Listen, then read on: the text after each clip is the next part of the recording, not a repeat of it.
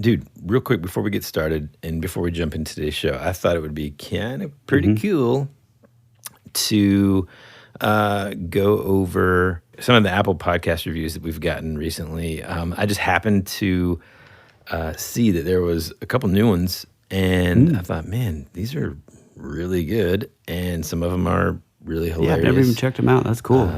They're all 5 stars, and but some of them are really cool. So if you don't mind, I'll just read them now. Cool. All right. This one's entitled, Great Podcast by Great People. I was lost. The internet podcast scene had really gotten me down. There were too many mediocre choices, murder mysteries, comic book reviews, and podcasts that focus on too many similar subjects for too many weeks in a row.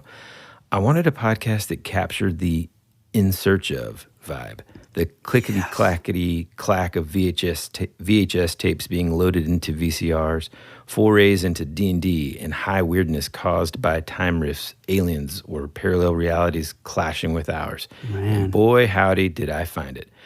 Lured in by Tyler Bentz's art, I was quickly introduced to web app master Woody Brown. Both of these guys reminded me that everything that I loved growing up in the 80s was still awesome. That Would Be Rad delivers a weekly curated mixtape for your listening pleasure. Start at the first episode and don't look back. And remember, always be rad. Oh my God, I want to get this guy or gal as a writer on the show, because that Amazing, right? I mean, that makes me want to listen to this podcast. Yeah, done. I mean, That's cool. Maybe that'll be the new ad for it. Man. And the next 5-star, it says, it's entitled Not Your Average Podcast. It says, if you're looking for something fun, nostalgic, and a little off the beaten path, then this podcast is for you. I look forward to new ones every week. Trust me, you will enjoy this podcast journey. Give it a try. Yes. Nice. And this one is entitled... Wait, are we going to give names or anything? Quine992001. Cool. Thank you. This one is Iron Man 1234. Okay. Candy for Your Ears by NC Insurance Guy. If you are into all that was great of the 80s, this is your podcast. Man, short and sweet. Love it.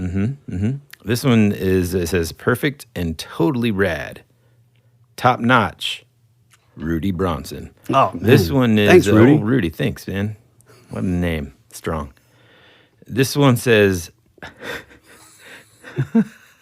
best podcast that's ever lived. This show is perfect in every way, and these guys are 10 out of 10. Charlie Clagliano. Wow. Hey. Thanks, Charlie. That's Buongiorno, amazing. Charlie. Grazie. Yeah, that's incredible, Charlie. Thank you. Yeah, so those are just a few of the Apple reviews that we've gotten recently, and thank you to all of you folks that took the time to kind of write a review on there. And there's more that, they didn't leave a written review, but, all 5 stars. That really helps us tremendously. Yep. So if you're listening to this and you're listening via Apple Podcasts, take a quick second, 5-star this puppy, and obviously if you leave a written review, we'll read it out loud on air for sure. But man, thank you so much. Oh, absolutely. Also, I had the idea of that. Well, I didn't have the idea, but a buddy of mine, a guy named Dusty Slay, I guess he's a pretty famous comedian. He has a podcast called We're Having a Good Time, which is great. Go check it out. But he had the idea to tell his listeners this, and I think this would be awesome if you guys did the same, where each of you, if you just go and tell one single friend of yours, so whether it's your best friend, whether it's somebody you meet on the street, or both. I almost just knocked my Red Bull over. Yeah, if you tell one friend about the podcast, then just spread that word. Yeah, to just help us grow. Yeah. I mean, everybody's got one friend, right? Well, all of you are our friends now. So. You're our friends. Yeah,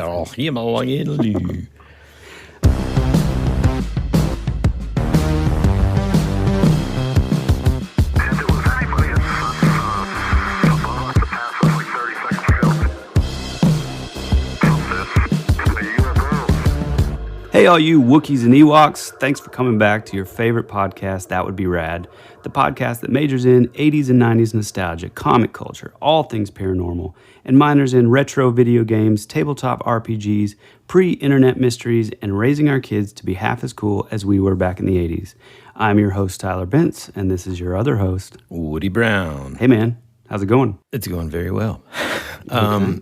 Dude, we kind of talked about this a second ago, getting back in spring break. I got to tell you, man, traveling with kids, I feel like has never been easier, and road tripping with kids, I would say. Now, yours are a little bit younger than mine, so you're still in that stage of, if you go to the grocery store, it's exhausting. I mean, I will say, I think Amelia's pretty easy. It's close. Yeah. But, dude, it just gets even better because then they're, like, genuinely interested in stuff that, roadside attractions, whatever. But the cool thing is, like, I remember I had a neighbor at some point once we moved back to the States whose parents had, like, a crappy little TV VCR combo in their, like, van, Oh, is that family that was, like, murdered horrifically? Nope. Another one, I guess. No, thank God I don't know anybody in person or in real life, I guess, that happened to. But, like, we've got, like, the DVD player in there, so they were just watching whatever, taking turns back and forth on, what movies they wanted to watch. But at night, when we would be in hotel rooms and stuff, again, like, we shared the same room, and, we like to watch a little something before we go to bed, just kind of wind everybody down. And, man, so thankful for Disney Plus. But I will say, just before we left for our trip, I get this text message from my brother, and he's like, "Hey man, have you watched this? Or have you seen this?" And it's a picture, and it just says Star Wars Vintage Collection. I'm like, what? And I'm like, what is this on Disney Plus? And he says, yes, go check it out. So I check it out, and of course, the old Ewoks movies, along with, like, some old, like, the first Clone Wars animated series and, like, a Boba Fett cartoon and stuff, and an Ewoks cartoon. Oh, wait a minute. Is that that's the Boba Fett cartoon from the winter? I don't know. I think it's from the Christmas special? The Christmas special, yeah. Because remember, we were actually going to do a full episode on that, but yeah. I don't know if it is actually, man. And then you just trying. I don't remember if that is the same cartoon. I think it seems like it could be, but anyway. Well, wait a minute. Unless there was, like, a whole other one, which maybe you got to watch it. I watched this one. I don't remember the Christmas special one that well, but I think it is different from what I remember. But dude, my brother and I were obsessed with these Ewoks movies, and of course they start streaming them on Disney Plus after I get it on VHS, which I was super excited about. Yep. And so, like, since they're out now, and a lot of our listeners probably have Disney Plus, and may not have been as big a Star Wars fans as we were when we were kids, I thought, what a perfect thing to talk about this week. Those, and kind of, like, do a little bit more of a deep dive into them, talk about some behind the scenes stuff that most people wouldn't know about these Ewoks movies, and just kind of, forces us to, say to our wives, sorry, we've got to watch these movies because, God, dude, you know how long it would be if I would just, like, hey, babe, let's, come on, let's watch the Ewok Adventure tonight. I mean, they'd never is the answer that you're looking for. Yeah.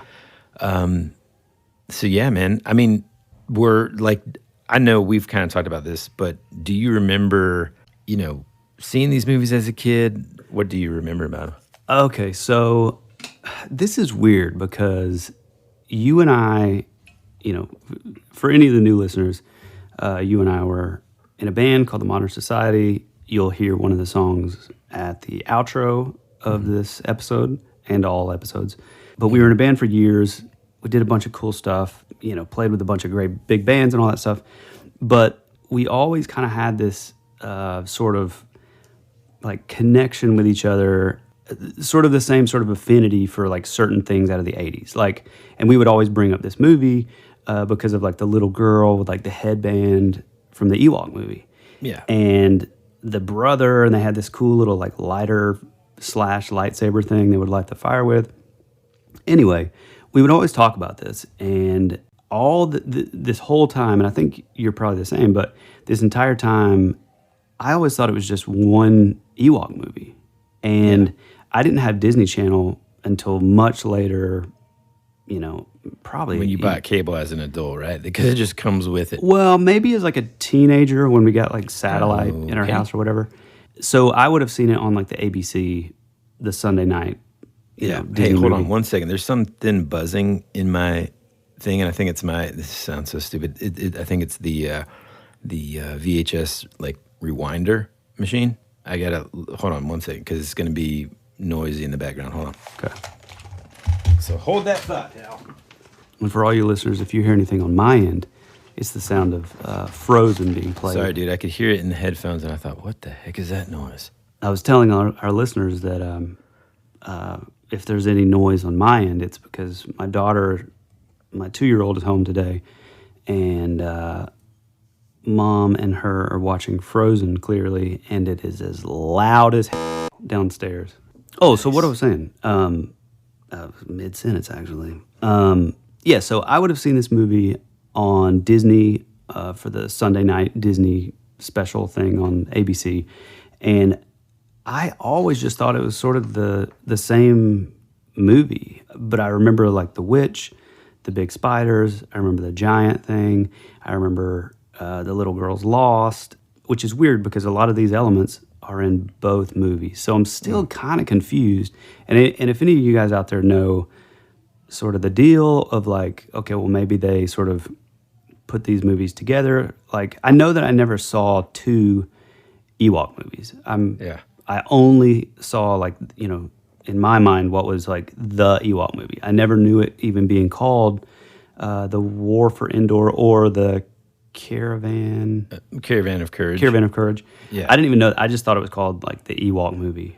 So if any of you let me dive into some like background real quick because I think I kind of have a little bit of that answer potentially. So the very first movie, which we grew up knowing as The Ewok Adventure, was released on November 25th, 1984 as a ABC Sunday night movie.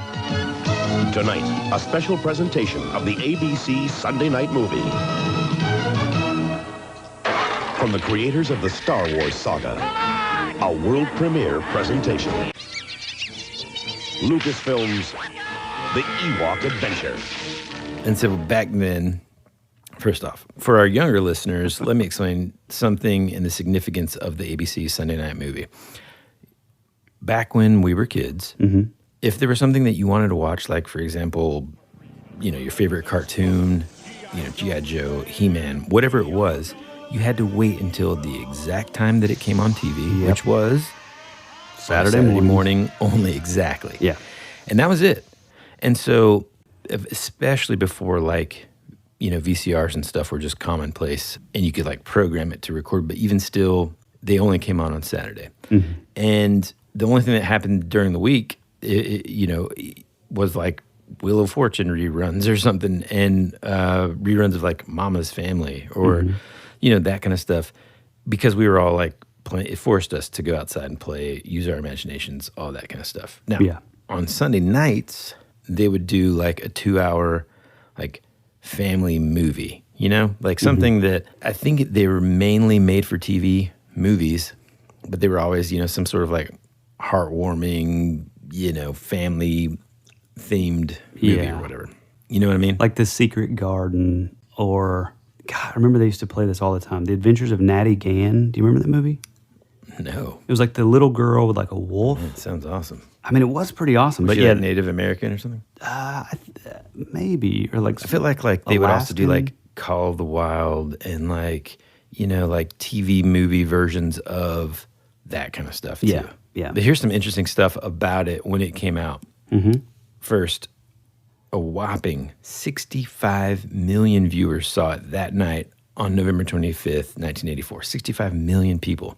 Wow. It received 2 Emmy nominations, one for Outstanding Children's Programming and then for Outstanding Special Visual Effects, which, of course, that's the one that they ended up winning. It was originally called the Ewok Holiday, but after the terrible Star Wars Holiday Special, They obviously kind of pivoted a little bit. Yeah. And if you haven't seen the Star Wars holiday special, which it's hilarious that it is not available on Disney Plus, you can actually watch it on YouTube. And man, it is. And I mean, I'm a huge Star Wars fan. Now, I don't like whenever new movies come out, I'm not, dressed up like a Jedi to go watch it or whatever, which Yes, you nothing are. wrong with that. I think that's awesome. But I'm a huge Star Wars fan. It is tough to get through. Other than the Boba Fett animated No, the Boba Fett little secret cartoon's sequence. kind of cool, but man, like there's a lot of it's rough. Yeah. So this Ewok movie, though, it was shot entirely in Marion County, California. That's where Skywalker Ranch is located. A lot of the action sequences in this first movie were filmed in a public parkland called Ray's Redwoods, which is home to like 300-plus-year-old sequoia trees. Now, would that be the same place that they shot Endor The second one from Return of the Jedi? Oh, no, man. I think they did a lot of that. That I don't know. I think they did a lot of that stuff though. Got 4 pages of notes, and you can't even give me Yeah, this. I didn't. Well, I looked up this movie specifically, but I don't think so. Because I want to say they did a lot of that stuff. I don't know. We'll have to look that up. I mean, it does look pretty similar. Yeah, pretty similar. Here's something that you got off right out of the gate, but same with me. Whenever I started watching it, you'll notice that there's a narrator. And you're like, man, how do I know this voice? Why does it sound so familiar to me as a kid? Which, really smart casting there. And it's none other than Burl Ives. Best part of the whole movie. Yeah, man. The same narrator that narrated all those Christmas movies that we love, the Rudolph the Red-Nosed Reindeer, the Snowman, all that stuff. Yeah, all those Rankin Bass, like, little 60s stop motion. Yeah, stop motion Which, stuff. God, I have such a fondness for. Like, yeah. As soon as I heard that voice, immediately, like, because again, I've said before, but, I'm sort of hunched over a drawing, like an art drafting board drawing. And, like, as soon as I heard that voice, I was like, what? Yeah. Yeah, immediately, even if the movie was garbage, it's 10% better with that narration. Yeah, it immediately like puts you back to being like a kid whenever you hear his voice. Yeah. I thought this was kind of interesting for scenes where there were like sleeping Ewoks. The effects artist at Industrial Light and Magic had to create eyelids because in the original Ewok masks in Return of the Jedi, they didn't have them. They're just like kind of like now. Apparently, the eyelids have been digitally added in Return of the Jedi for some like Blu-ray release, and I'm betting they may be in the new like Return of the Jedi on Disney Plus, but I haven't really. Well, number one, I haven't noticed, and I haven't, I haven't looked hard. So, but that's something interesting to look for. Let me say this too, and you and I both agree with this.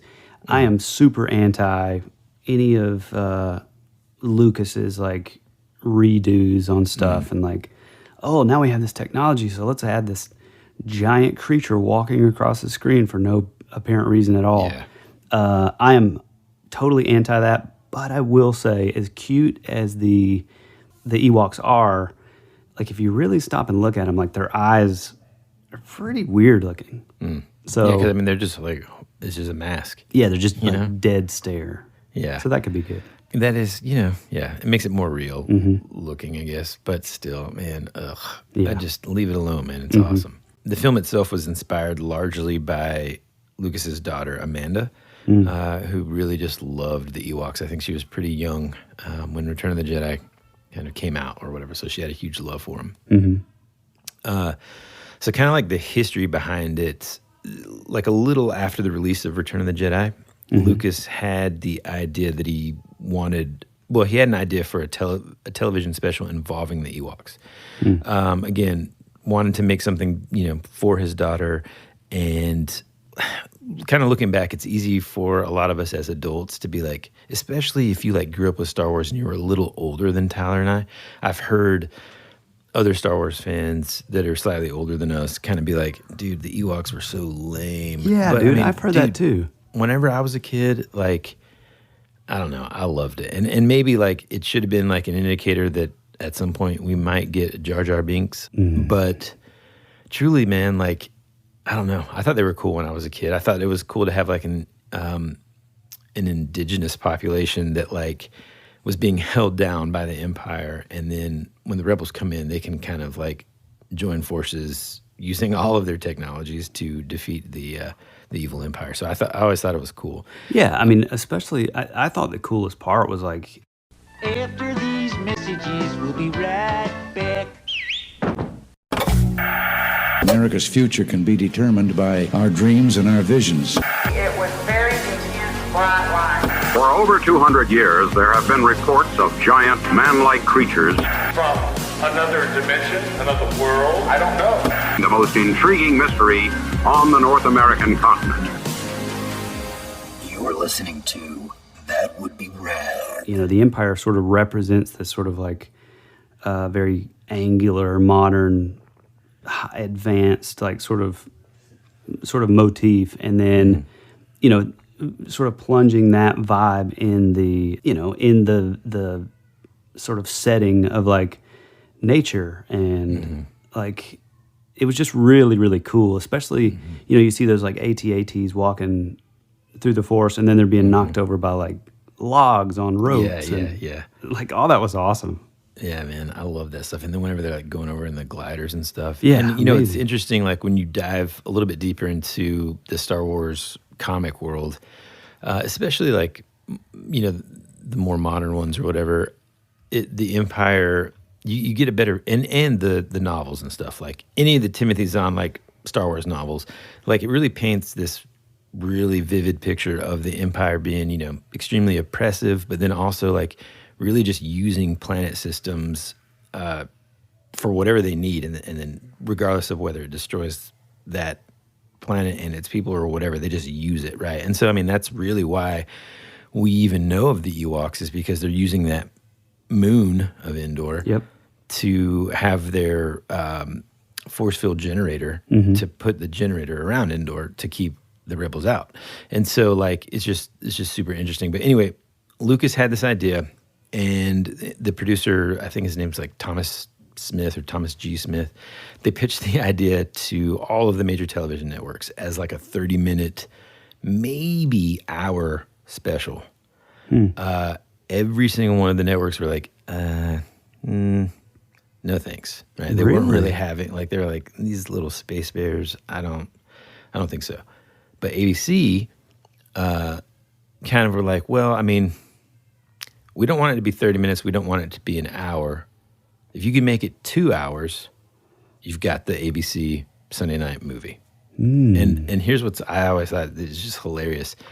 So the first movie, the Ewok Adventure, its running time is like 96 minutes or something. So it's not even 2 hours. Now, I guess with commercial breaks and stuff like that, it probably was. But I just thought that was kind of funny. And I'm guessing too, that's probably why they asked to like extend it so they could fit in all the, you know, the ad space, the right? ads and stuff. Yeah, and I think they just wanted that much more content, you know. And every other movie that is in that slot is 2 hours. Yeah. So it's like the time slot that they have. In terms of like the cast, we see some familiar, I want to say faces because he's wearing a Ewok mask, but Warwick Davis, of course, comes back as Wicket. And the kid that plays like the older brother named Mace, the actor's name is Eric Walker. The little girl who basically reminds me of like a blonde version of your youngest. Yeah. She's adorable. Yeah, her name's Aubrey Miller. She was 4, dude. 4 at the time of this filming. Like, whenever I read that, I thought, you know, look, my kids follow directions pretty well. But my daughter, who's gonna be 5 pretty soon, who's still like 4, I cannot even. I mean, have you ever tried to take a family photo, bro? Jeez. You're like, hey, everybody stand right here, no matter what, something's not right. And they're like, well, no, I don't really want to. And it's like they directed a 4-year-old in this movie. And I think, you know, for a 4-year-old, she does a really good job. Oh, she does amazing. Right? Although I will say, like, being like, if you are a dad or mom out there and you watch this, you can see that some of like the fear that she has is probably pretty legit fear. Yeah. Oh, man. I mean, like, at that age, too, you're still on that, like, you're like on that line of when you see like Chuck E. Cheese or whatever, you're still like, right. You kind of maybe know that there's a person in there, but you're not quite. You know, I mean, you've been to Disney. I bet like there's still that weird like, oh, it really is Mickey Mouse. You know? Yeah. And so I'm sure with all these like Ewoks running around, she was kind of like a little standoffish or whatever. I mean, the only other like really famous actor that I found or that I kind of recognize is a lady named, oh man, I'm going to butcher this name, Fionnuala Flanagan, who plays the mom. Now, when you're watching this, you're going to, I mean, she's way young in this in comparison to like what you're used to seeing her in. But I remembered her immediately because I just watched this movie from that movie. Do you remember the movie Four Brothers? Mark Wahlberg. Oh, yeah. I think Tyrese. Andre 3000 or whatever. Adrian Brody. No, he's not in it. What? Wait, what am I thinking of? I don't know. But this is where like the four adopted brothers, you know, their mom gets murdered and they come back into town to try to figure out who did it. You know what I'm talking about? She plays the older adoptive mother. But she's been in she's been in a ton of stuff. She was on Lost, which you've still probably never seen. It's on Hulu, bro. Get it done. I do. I want to watch it. It's the best. God, it's a lot. It is a lot. Man, we're just bouncing all over the place. We sure are.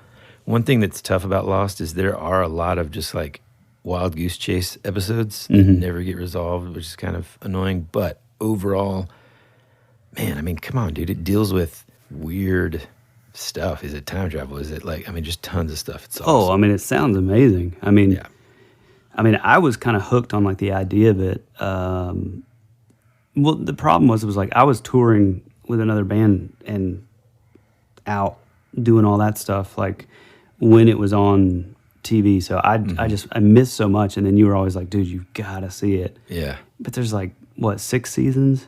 I just had to look real quick because I've got all 6 on DVD. Yes.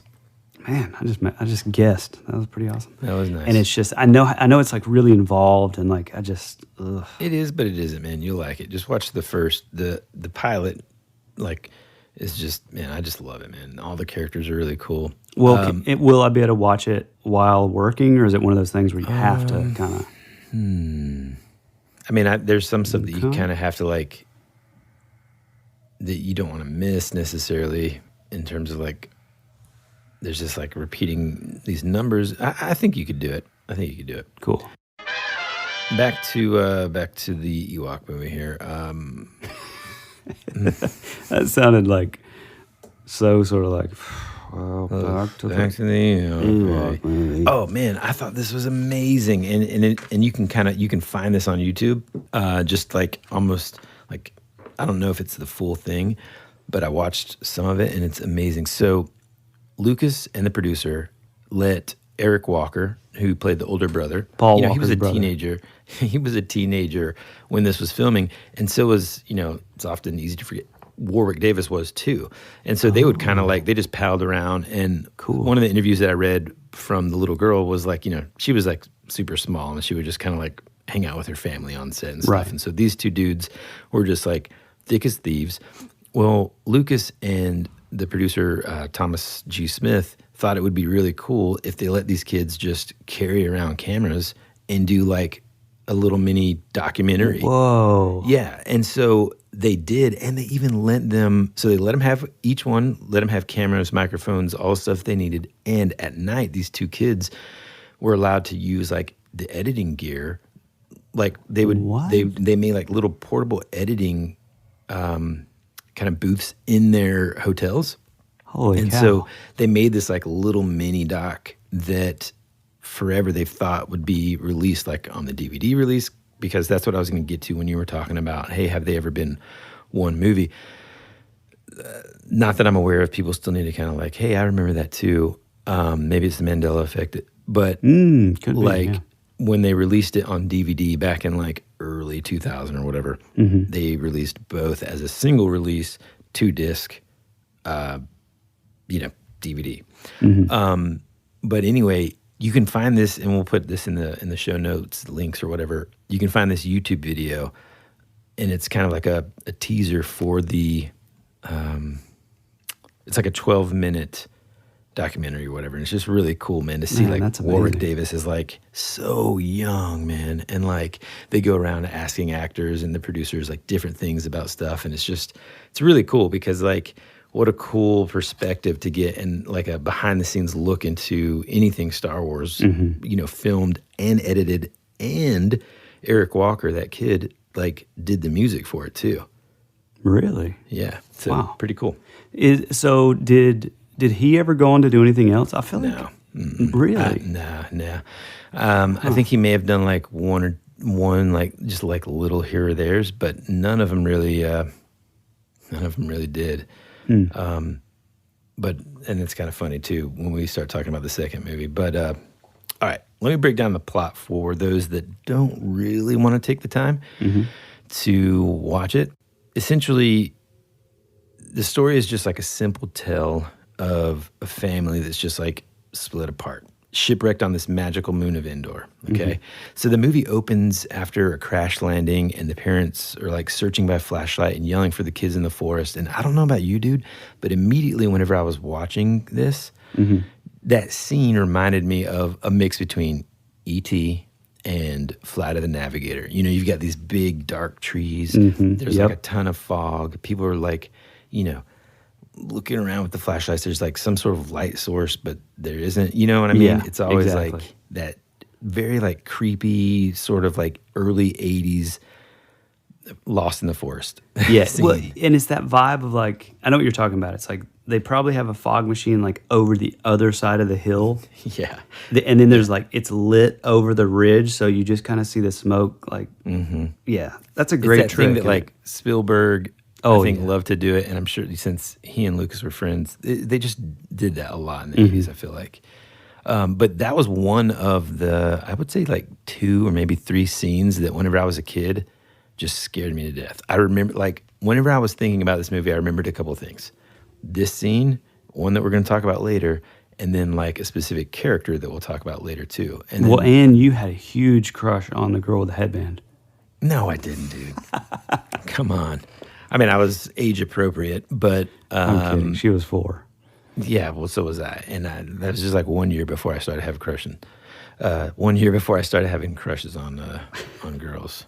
All right, so it scared me whenever I was a kid, just because like the idea of the parents like frantically looking for kids and the kids being lost somewhere, just, man, that freaked me out in like the dark woods or whatever. But while the parents are just like yelling at the top of their lungs, which understandable, I think we would all do that, they get ambushed by this giant, just ugly creature. Oh, yeah. And to my knowledge, I've never seen it again in anywhere of the Star Wars universe. It's called a Gorax. And if you're trying to picture it in your head, you're just, you're not going to get there. What we'll do is we'll add a picture of how ugly and goofy this thing looks, because it's kind of just, it's unfortunate. I mean, it looks straight up like sort of like giant troll folklore. Yeah, that's true. Kind of That's thing. true. It kind of, a lot of these things kind of remind me, in this movie specifically, actually, I wrote this down to talk about, like, it's almost before like Willow kind of. There's like a lot of like fantasy-ish elements, especially in this movie, that I think Lucas was trying to like kind of experiment with in a way. And I didn't think about that until you said troll. It is kind of like a troll, like an ugly giant troll. Which I'm trying to think of a movie that I feel like there's another movie out there. I cannot think of what it would be. There's another like 80s movie that has like the main bad guy looks a lot like this, but I cannot think of it. Yeah, no, it looked familiar to me too, man. Anyways, this Gorax, that apparently on Wikipedia is native to Endor, and it actually like feeds on Ewoks and stuff. This creature captures the parents and takes it away. Meanwhile, the kids are lost and separated from their parents, and they get discovered by the Ewoks, who essentially, take them in, give them medicine at one point, kind of feed them. There's obviously like a language barrier there. And that kind of prompted me to think like, okay, where is this in the Star Wars timeline? You know what I mean? Right, yeah. Like, does this happen before, after? And so I looked that up, and apparently this happens before the events of Return of the Jedi. Interesting. Which some of the, I feel like some of the tech, feels,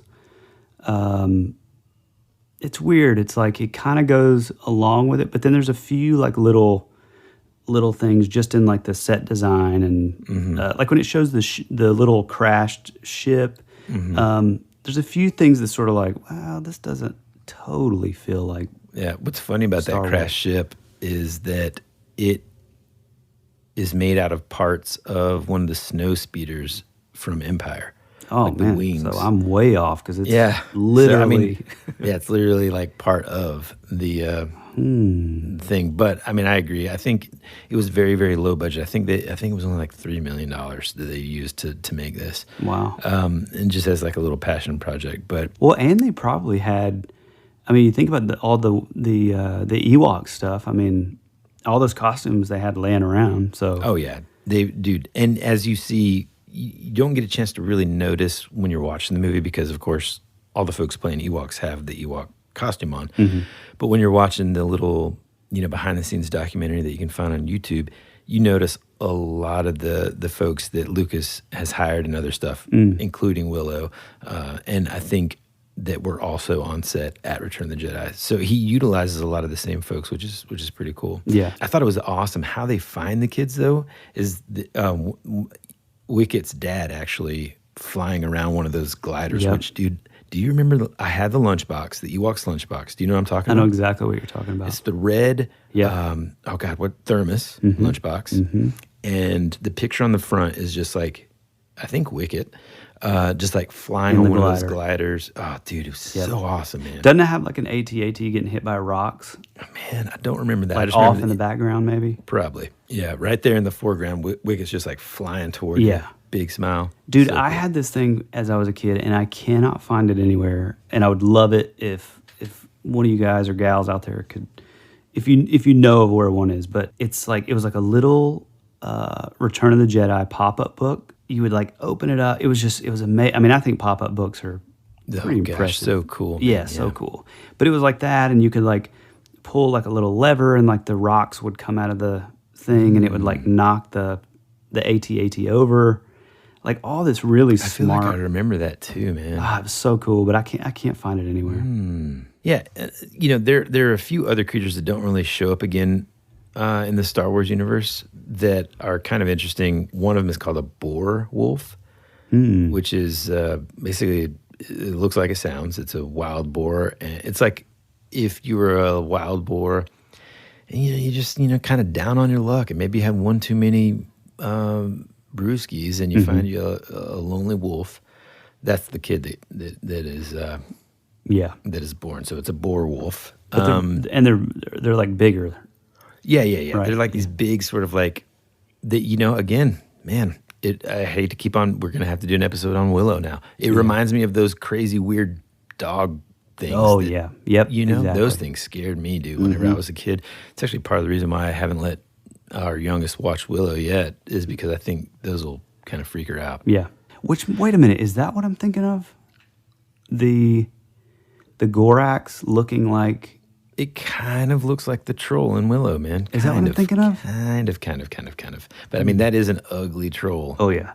Remember, and then Willow does he doesn't know the spells yet, but he just does something, and it just turns into a big grotesque sort of lump of whatever, and he kicks it into the moat, and then it becomes that two-headed kraken thing that blows fire. It's so awesome, dude. Mad Mardigan was the coolest dude ever. Tell me when you were a kid, you didn't carry around acorns in your pocket. Just ready to turn people to stone? Just ready to did they freeze people or turn them to stone? Just turn them to stone, bro. I haven't seen it in a long time, but yeah, I used to have a pocket full of acorns almost at all times, just in case somebody wanted to play Willow.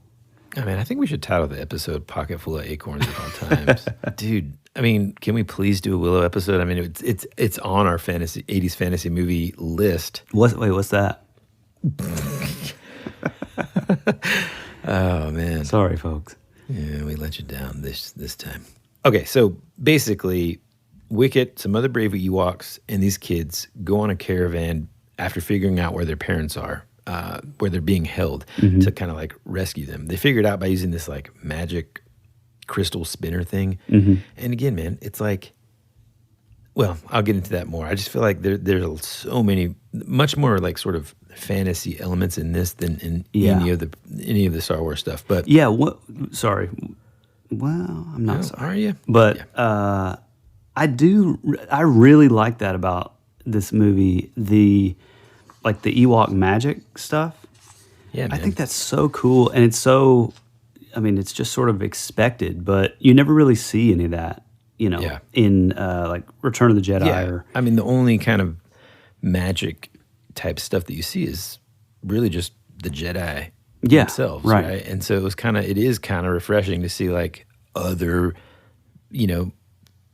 fantastic things that can happen, magical things that can happen in that same universe that doesn't have anything to do with. Which, now that we're talking about this just popped in my head. Go ahead. Who's to say that this stuff isn't Ewoks actually tapping into the Force? Oh, yeah, maybe so. Maybe there is some sort of... pretty amazing.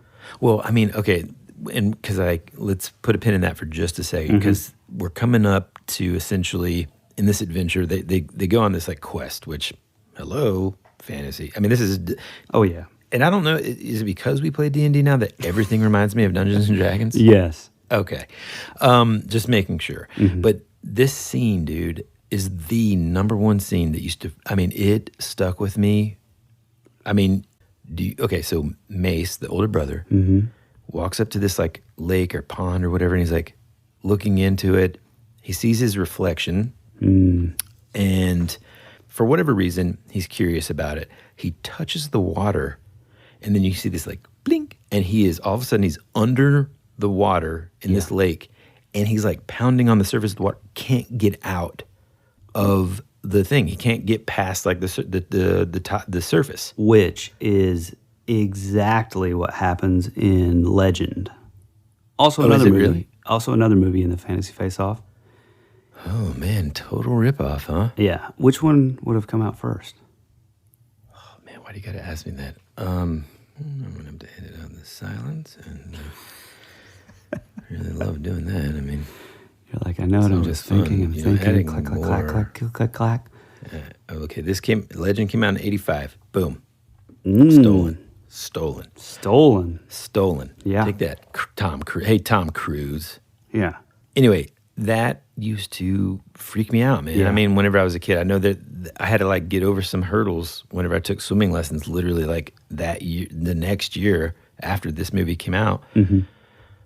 I was kind of scared about going underwater because of that scene. I don't mean to derail the conversation, and I never do it. It happens frequently. I never do it, but can I do this?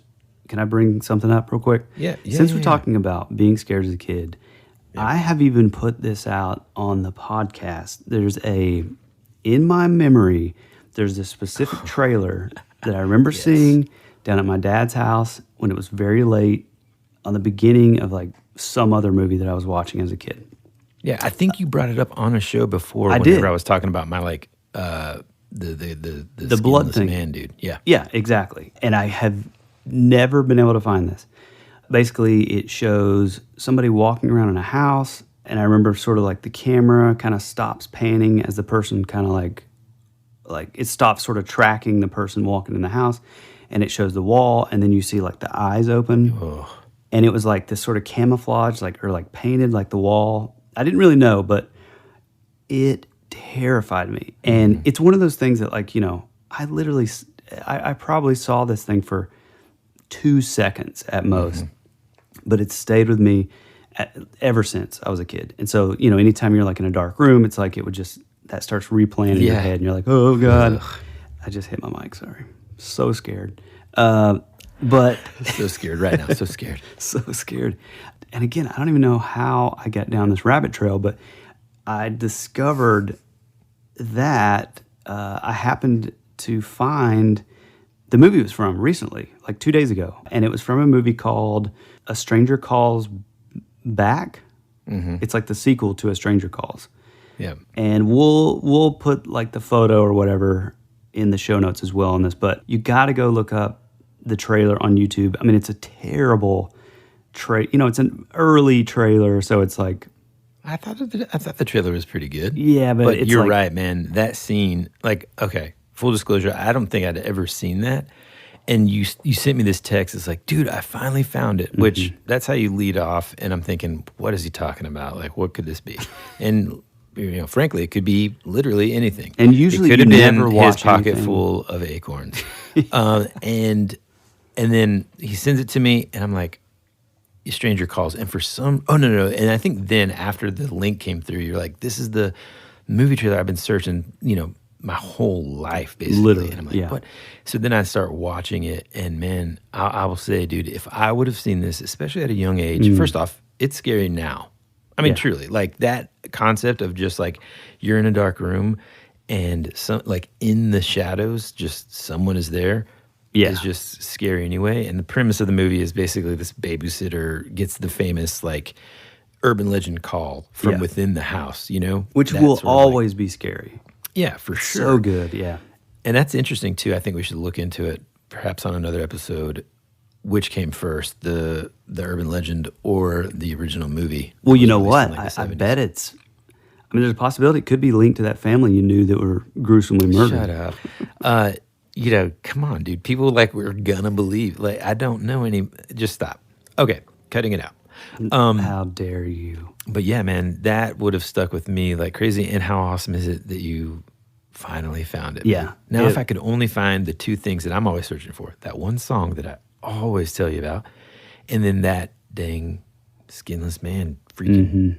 The closest that I've come has been what's it called? Pinhead. What's the movie? Hellraiser. Hellraiser. But Yeah. it's just not it, man. Okay. Anywho. Anyways, doodle-doo-doo. Okay, so I also noticed, and like we've talked about just a second ago, this movie was fantasy heavy. I mean, we've got new creatures, new monsters, a troll, kind of a blend between like a troll and like Sasquatch or something, the boar wolf. And then I will say I completely forgot about this creature, but this like fairy-like creature that helps them find their parents. Do you remember this? Mm-hmm. And also there's another part of the movie that I was like, dude, this is D&D. Before they go on their quest, the Ewoks do this like ceremony, and each one of the folks that are going on this quest are given like these like sacred tokens of the legendary Ewok warriors and all this. And it's like, So cool. man, right? Yeah, I mean, It's- honestly, this movie could be in the fantasy face-off. Oh, yep. Well, yeah, I mean, potentially it just happens to occur in space, I mean, I mean, if you took out like Kroll had some yeah. sort of Hey, sci-fi stuff. good But I mean, if you God. took out like the crashed spaceship in the beginning, Dude, imagine writing a story where like the coolest thing about the whole story is this incredible weapon. And you don't even put it in the story until the last like 10 2 minutes. minutes and 30 seconds. but I will give it And to then him. you use that on the cover. No, but I will give it to you.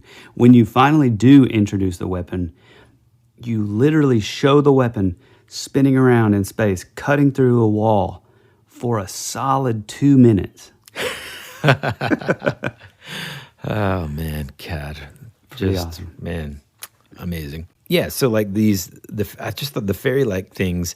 When I looked them up, they're called Wisties. They kind of reminded me of like the Will of the Wisps. I was or going to something say like that. But that's a little on the nose. yeah, within the Star Wars, like when you go into like the Wikipedia where you can see where things have appeared in other like books, comics, yada yada yada.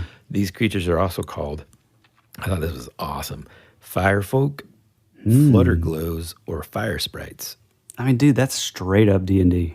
I know, right? Yeah, I mean, sprite means fairy. Like, Yeah, exactly, man. So it's cool to see like these sort of elements in a Star Wars movie that you haven't really, seen before. So the good news about sorry, I was gonna say, if they took this now and gave it sort of the reverence that it deserved, kind of like a Mandalorian, and did pursue like the fantasy aspects. I mean, this could be an amazing yes, world. But I don't know, man. I mean, look, I really think the new crew over there, especially the team that works on Mandalorian, like Minus Kathleen Kennedy. Yeah, they're kicking butt, dude. Yeah.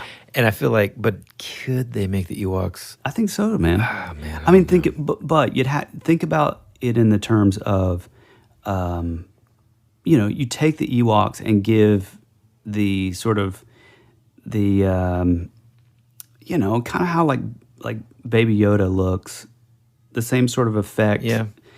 In the faces, while still keeping a little bit of that like hokey sort of suit kind of vibe, kind of like what they do with Baby Yoda.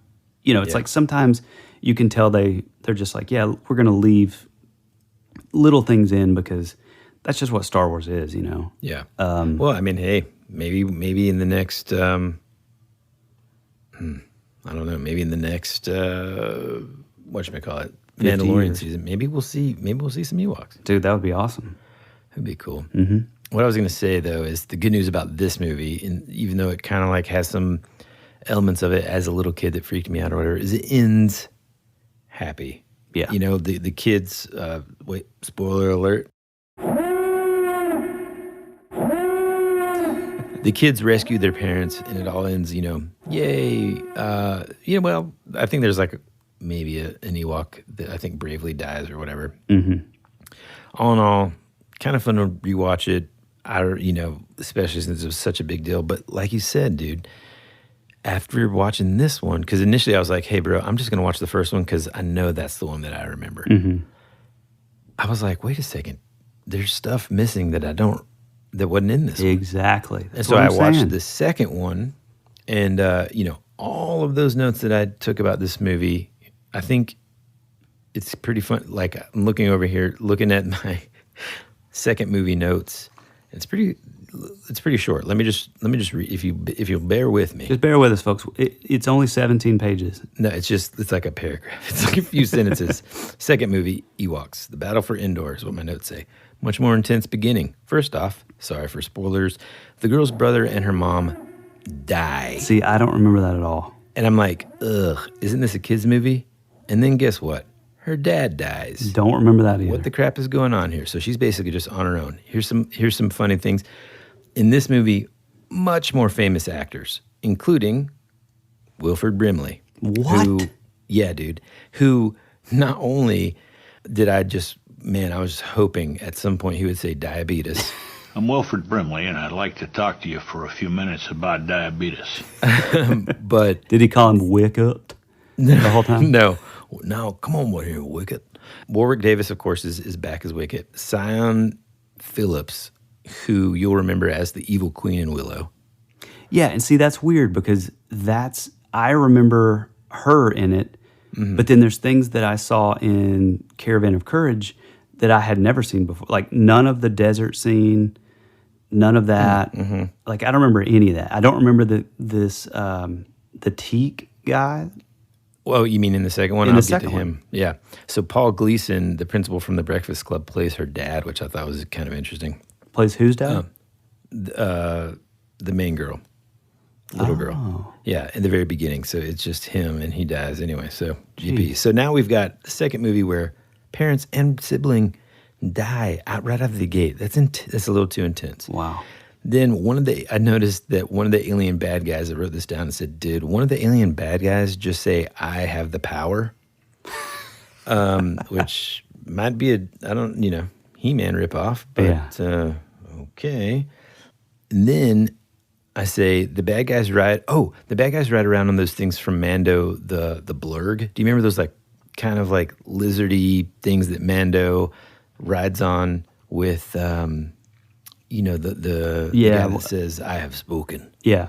What is that guy's name? He was such a great character. Yeah, no, I don't remember, but it was cool because I think there's only a couple of places where those creatures are seen in the Star Wars universe. So this is one of them, which I thought I'll tell you another place where it is, and it's circling back. George Lucas put one of those in, was it A New Hope? And you just see it just walking across the screen. Oh. And it looks so polished and shiny, like nothing else in the background. Yeah. But I don't know, man. I'm thankful that I have the first release Star Wars movies, not only on VHS, but on DVD as well. Well, I have them on VHS too, but they did all this stuff on the VHSs. It would show like a close up of like Darth Vader's face on those. I guess it would have come out early. It just depends. There's actually like I know there's a about bunch of them. 10 different, and so like I have so I think it was like 90. Was it called like 92? The gold collection or the milestone? There's a gold one. There's a gold one. There's a silver one that they added in those. Yeah. And that's just that's terrible. God, it's so bad. Oh, Teak, the guy that you were talking about. that's the one that I remember. That's the one that like. But let me just read what I wrote in my notes. This is amazing. It says Teak, lightning fast creature. My brother and I called it the Flash Ewok or something like that when we were kids. ... Wow. This Teak thing looks exactly like Tyler. Exactly. And ladies and gentlemen, that's the end of the notes for this second movie. Oh, God. He looks just like me. Oh, man. No. It's uncanny. The movie that I saw, I've never seen that character at all. But I did. You don't remember him like running around fast? No. Yeah, man, I remember that. I'm telling you, like whatever I saw that was some kind of weird mishmash thing. Hybrid. I really do think that it was like two movies put together. I never knew anything about her parents dying.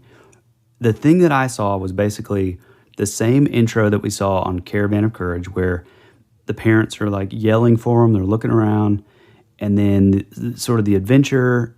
And then I remember like the Gorax was in there, the witch was in there, no desert scene. It all takes place kind of in the forest. And then I think the main kind of bad character, well, it was the witch, but then I remember like the spiders, but those were in the second one, which I've never seen. I swear, dude, it was some kind of weird version. And like if anybody else out there remembers this, hit us up. Yeah, I mean, I agree. I definitely don't remember it being two separate things. I kind of felt like it was just like one big thing, but I don't know. I was like 4 and 5 because this one came out the year after, so I don't really, I don't recall. And so it would have first aired on ABC. Yep. So yeah, that's probably when I would have seen it. It's awesome that they're on Disney Plus for everyone to enjoy. And I got to tell you, my family and I started watching the animated, not the like computer graphics animated Clone Wars. In the vintage collection, there's like an animated version I think came out first, and it's actually pretty darn good as well. Dude, I haven't seen any of the Clone Wars. I haven't seen any of the, what is it called? The other one? Rebels. I haven't seen any of those, but from every single person I've ever talked to is like, dude, they're amazing. Yeah, man. Clone Wars is really good. There's some things that I don't like about it stylistically. I'm not a huge fan of the like the art design of the characters and stuff. Yeah. But storyline wise, there's a lot of really, really cool stuff. It dives a little bit deeper into like the Sith and these folks that they used, Inquisitors and stuff, to find and hunt Jedi. And then Rebels is just awesome, man. Front to back, it's just great. Yeah. One thing that I wish they just would have made like full episodes, or those, what are they called? Like Star Wars Adventures or... Oh my gosh, yes, dude, man. They're like little 1 minute animations that are just... They're incredible, oh my gosh, dude. Like, yes. It sucks so bad that like, they're just these like little vignette, like super quick. But like, man, if they would keep the same animation style with that, and like when Luke Skywalker first holds the lightsaber, yeah, and, like, dude, it's like his robes and stuff, just like, oh, it's awesome. Just like, whoa, yeah, man. And it's like there's a little bit of like an Eastern sort of Japanimation vibe in the animation, but not like too much, So it's like, man, they're so cool, but like, yeah, no, I wish they would just basically, especially for like, I don't know. I think that's a way that they could get like a lot of the folks that maybe have never gotten into Star Wars, and then like have kids that are maybe like old enough to where that imagine kids our kids' age that have parents that aren't into Star Wars. This would be an easy way for like the whole family to kind of like get into like the old movies. Oh yeah, and there's like so much more that they can do there. Yeah, I mean, it looks incredible. Those were the things that I mean, I've probably said it twice already, but I have a 6-year-old daughter and a 2-year-old, and the 6-year-old, I remember we've seen like the new ones that just came out in the last few years. we've seen those in the theater, but then it's like you get home and, it's a little bit of a change of pace of like, when she's like, oh, well, what else is Rey in? Or what else is, like, they don't necessarily have the attention span for like the slow pacing of like A New Hope and Empire. So, but at the same time, you're like, oh, these characters are incredible. You really need to know who these people are. And then, so I would show her the Adventures ones, and she was just blown away. But then it was like, okay, well, where's the rest of it? And it's like, well, yeah, they're only a minute long. Yeah, I know. They are super, super rad. And, like, I was just thinking about this, man.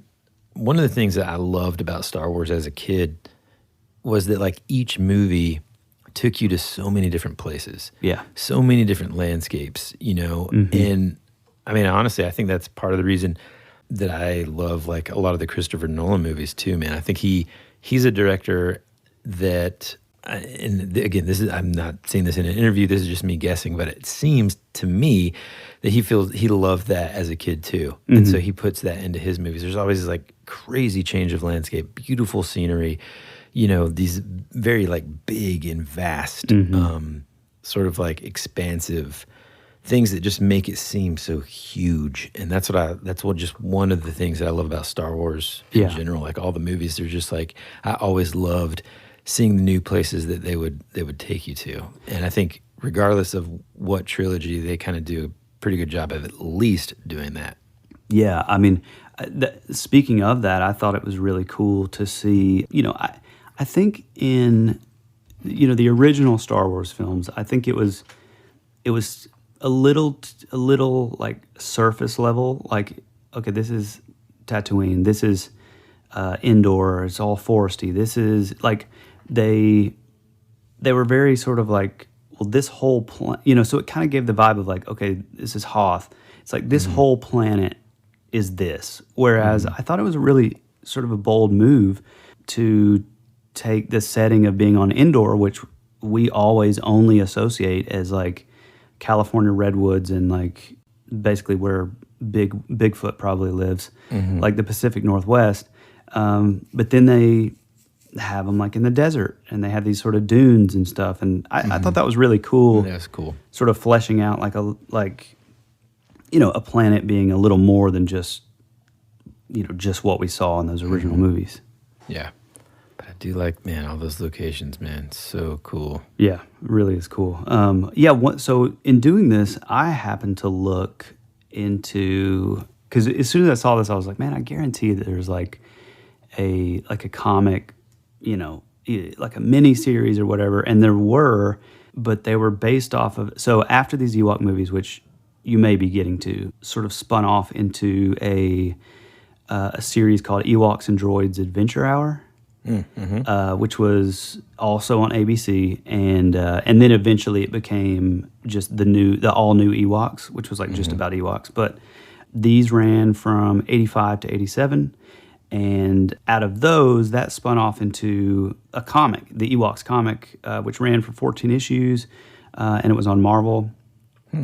I was hoping that it, like, because a lot of, like I told you yesterday, I think, a lot of those sort of TV series or like cartoons or whatever, those like sort of spin-off comics that, a lot of real comic guys they're just kind of throwaway books, Usually the talent, the writers and the artists are just kind of like your lower level guys, but trying to make a name for themselves, kind of. Yeah, usually. Well, and that's the thing that's cool is I was hoping that this would be one of those where, back in the day he did all these Ewoks comics, but then this particular artist went on to do like these great things. But I ended up looking, and the artist was a guy named Warren Kremer, pretty cool artist, but he kind of kept that sort of.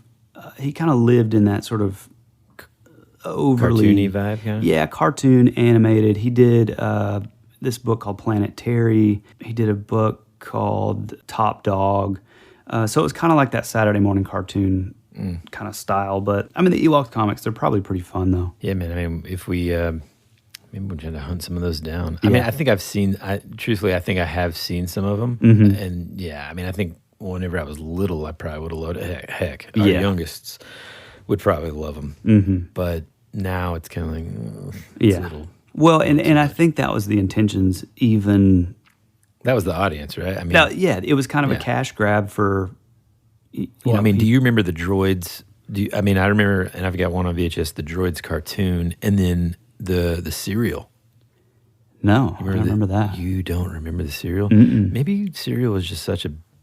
Two reasons. One, I was a chubby kid. Two, when we lived overseas and when we come back to the States, it's like, oh man, we got to look at all the cereals. And I remember the Droids cereal. And I think I've said this on the podcast before too, I think. But like, dude, my grandparents would always have this like stash of awesome cereals. So when we would come in and stay with them over the holidays, it would just be like, oh man, I swear, I think I remember, my brother could probably confirm this, that they had like it was like a C-3PO cereal. And then I want to say like, it was kind of like, you know, like most all cereals are, just you got your sugary, crunchy, almost like Captain Crunch kind of flavor cereal, and then like a marshmallow. Yeah. And I do remember that though, but Pretty much like the Mandalorian cereal. yeah, exactly. With like the little baby Yoda as the marshmallow. Yeah, Which, by the way, will give you intense stomach cramps. oh yeah, dude. So I don't even know what the heck they put in that stuff. So get into that. Terrible for you. Oh, one thing that I did learn, I mean, this kind of ties in, when we were researching, I was researching the Boba Fett sequence, the animated sequence. That kind of sounded like a dig. You know what I mean? What? No, I'm not saying that. But like the little Boba Fett sequence in the Christmas special, or the holiday special rather, those, I could be wrong because I don't have those notes in front of me, but I want to say that team that created that went on to be the same team that would create the droids. I mean, I think it was pretty short-lived, but Yeah. they did the droids, the animated droids cartoon. Yeah, which kind of makes sense. Like having watched the Droids thing, it's not really. Yeah, It's not really the greatest, but still, it's Star Wars, right? I mean, Yeah. no matter what they put on there, if it's Star Wars, I'm gonna watch it. I think that's the that's the moral of the story. Yeah. Look, I don't want to take any more of these folks' precious time. Yeah. But I do want to kind of, as we start to wrap it up again, kind of just say thank you so much to the folks that like reach out to us on Instagram or via email, you know, just to tell us about stuff that they think we would be into, you know, like, I think Clay the other day sent me a picture of this RPG that it's like an RPG magazine. And one of the things that they talk about in it is like this adventure that is based on like Indonesian like history and folklore and stuff, which is super cool. And then another one of our listeners just the other day sent it was like another RPG thing called, that apparently there's like this Amazon Prime show that it is based on. Hold on, it is called Tales from the Loop. And dude, it's based off that artist. Yeah. So like, listen to this. It says like in this message, he says, basically you're a bunch of kids in the 80s having to deal with the paranormal in this game. And it's like, there's time travel, I think, and like sort of like a Stranger Things type like vibe. I mean, just little stuff like that is just incredible. I mean, folks that take the time out of their day to write or like post their own Instagram posts about our show. Yeah, it's amazing. I mean, dude, it's incredible, man. And literally, like, if you're listening to this and you wonder, like, man, I wonder if these guys, you know, care, that literally makes our day. It's just like the best thing ever. And it's so cool to know that people out there not only listen to our show, but, you know, like a lot of the same stuff that we like, and even know about some stuff that we might not know about that they can kind of turn us on to. So, man, thank you guys so much. Another friend of ours of the show, Dustin Downey, you know, his name's Fwoosh to Thunder. He did he's one of the folks that did a post a while back, which was really cool. And he, same kind of thing. He hit me up the other day and was like, hey, you guys probably already know about this, but have you heard of like David Paulides and like the missing 411 stuff? That's another fascinating topic that we will definitely cover, because you may know I know you know about it, Woody, but dude, very, very limited. Yeah. I mean, I was actually, speaking of synchronicity, I was literally just the other day being like, man, we need to do an episode on that just so that I can learn more about it, because it seems really fascinating. In a nutshell, it's people that camp, hunt, or whatever, and they just disappear. I think he's sort of, again, it's a guy named David Pilates. He's an investigator. He's these books that he writes are just kind of like account after account after account of all these thousands of people in national parks that just disappear. And, in trying to look into it and trying to, cooperate and deal with the parks, forestry services, folks high up, I mean, they're just like closed-lipped on everything. So it's really kind of weird. Like, it's a really bizarre sort of... And it doesn't really bode well for an argument in terms of trying to get my wife to go camping. Well, I mean, dude, it's weird stuff. And it's, again, Hey, man, let's wait until we get into the... Let's leave the listener wanting a little bit more when we dive into that. Okay. I'm Maybe not the saying next we couple will next weeks. week. Yeah. We've already got next week's planned, folks, and it is a good one. It's a doozy. Mm-hmm.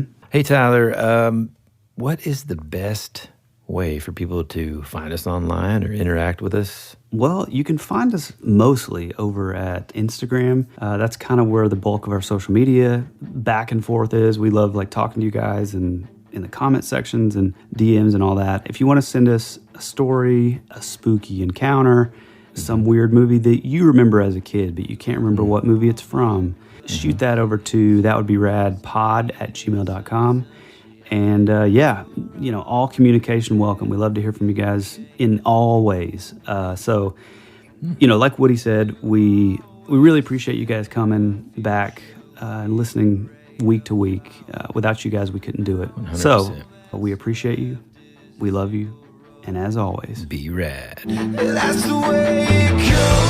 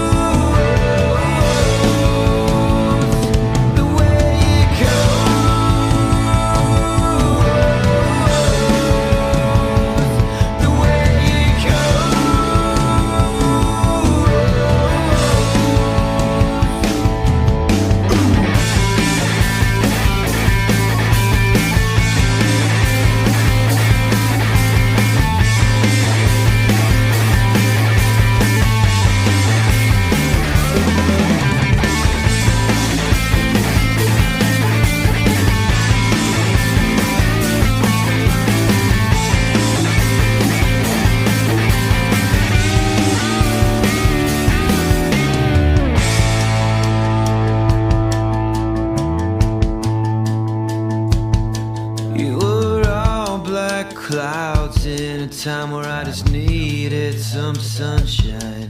You were already dead, for you became a ghost. You always said our future would be a parade of flowers, but now all that's left is a single rose. That's the way it goes.